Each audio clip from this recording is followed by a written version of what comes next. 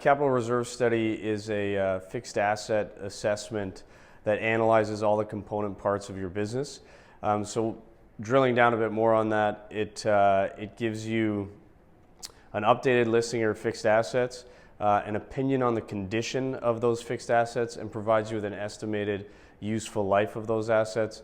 What's unique about it is it will also provide not only the repairs cost over that estimated useful life, but also the replacement cost, what you're ultimately getting to is what is the total capital expenditures to sustain your current profile of your club. So nothing new, but the current profile of the club that you have today.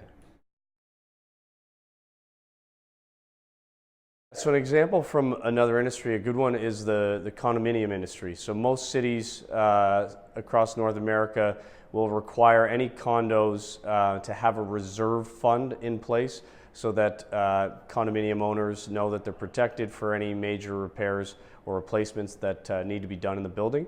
And so as a result of that, they actually have to have a reserve fund study done every 3 years.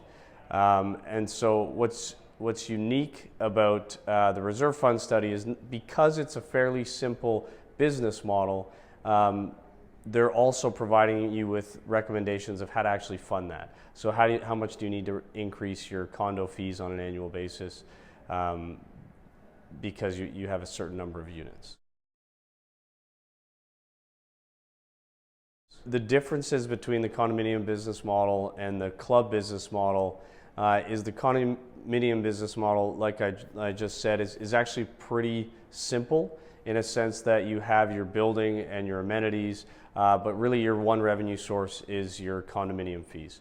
Where when you look at a club business, it's actually fairly complex, even though some of us might think it's relatively simple, in that you have various revenue sources. You have various membership structures, you have variable income, which is food and beverage, guest fees, and then you also have things to consider like attrition rates and entrance fees. And so not only with increasing labor costs and everything that's going on in the market now, your top line actually varies pretty significantly on an annual basis.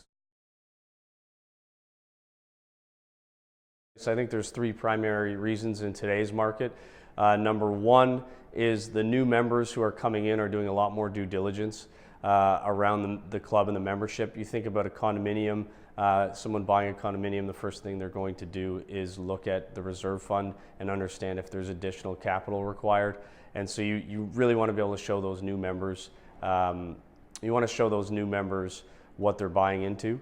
The second one is new amenity profiles. That's the big topic of today, is what next new amenity are we going to put in? But I think, how can you reasonably think about new amenities when you don't know what your current amenities will cost you into the future?